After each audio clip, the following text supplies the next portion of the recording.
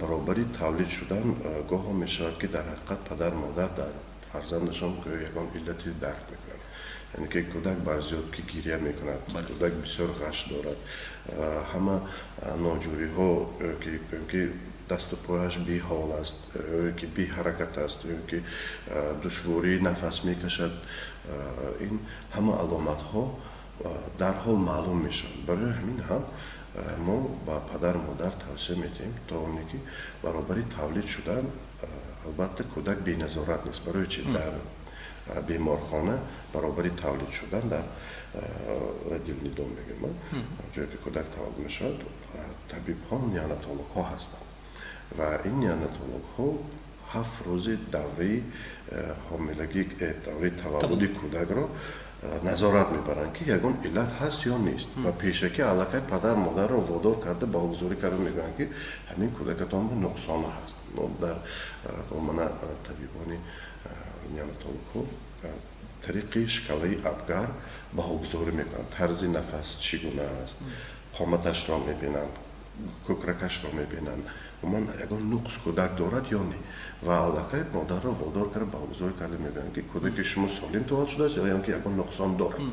агар ки гуфтанд ки нуқсон дорад, албатта кӯдак бояд дар назорати табиб бояд бошад. ва сониян баъди он давоми гӯем ки зиндагиаш кӯдак метавонад бемор шавад аз сабаби гармухунукӣ шуданаш мумкин ягон гигиенаро риоя накардан ё ягон мешавад ки кӯдакро мокӯҳо меғалтонанд. ин хел ҳодисаҳо буд ва ягон муҳите ки таъсироти ногувор мерасонад. хуб хулас дар ин ҳолат мо мегӯем ки кӯдакро бояд ҳар моҳ дар вақти якмоҳагӣ аллакай аз духтурони минтақае ки беморхона ҳаст ба қайд истанд ва ҳар якум моҳ дар синни якмоҳагӣ, дар синни 3 моҳагӣ, дар синни 8 моҳагӣ, дар синни яксолагӣ бояд кӯдак муоина гузарад.